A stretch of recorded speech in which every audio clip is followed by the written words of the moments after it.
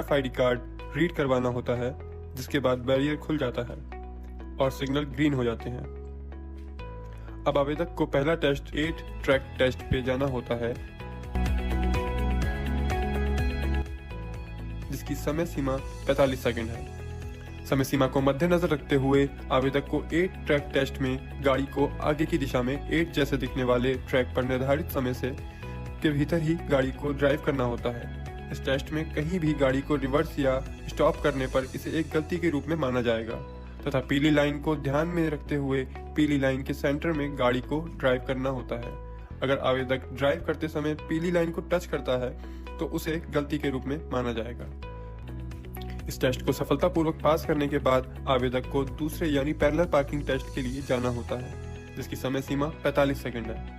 समय सीमा और पीली लाइन को मद्देनजर रखते हुए आवेदक को सही दिशा में गाड़ी को रिवर्स करते हुए एक निर्धारित स्थान पर पार्क करके समय सीमा के भीतर ही बाहर निकलना होता है। अगर आवेदक ड्राइविंग करते हुए पीली लाइन को क्रॉस करता है तो उसे एक गलती के रूप में माना जाएगा। इस टेस्ट को सफलतापूर्वक पास करने के बाद आवेदक को तीसरा यानी अपग्रेडियंट टेस्ट के लिए जाना होता है। समय सीमा को मद्देनजर रखते हुए आवेदक को पहले से दी हुई एक स्टॉप रेखा पे कुछ सेकंड के लिए गाड़ी को रोकना होता है।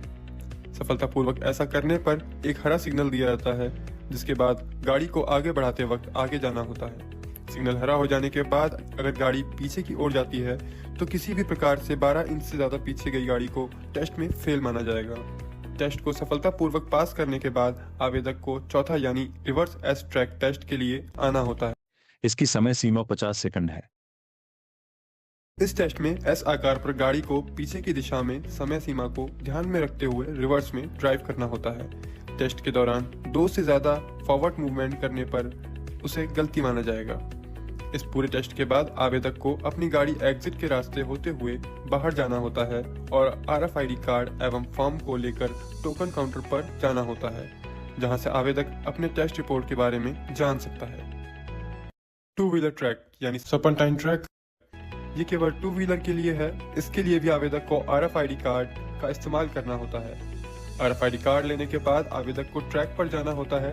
इसकी समय सीमा 90 सेकंड है। इस टेस्ट में आवेदक को एक नियमित समय के भीतर सही दिशा को ध्यान में रखते हुए तथा येलो एरो को फॉलो करते हुए सिर्फ आगे की तरफ गाड़ी को बिना रुके और बिना पैर जमीन पर रखे लेकर जाना है। अगर आवेदक सर्पेंटाइन ट्रैक पर टेस्ट के दौरान गाड़ी को रोकता है या पैर जमीन पर रखता है तो उसे गलती माना जाएगा। इस पूरे टेस्ट के बाद आवेदक को अपनी गाड़ी एग्जिट के रास्ते होते हुए बाहर जाना होता है और RFID कार्ड एवं फॉर्म को लेकर टोकन काउंटर पर जाना होता है, जहां से आवेदक अपने टेस्ट रिपोर्ट के बारे में जान सकता है।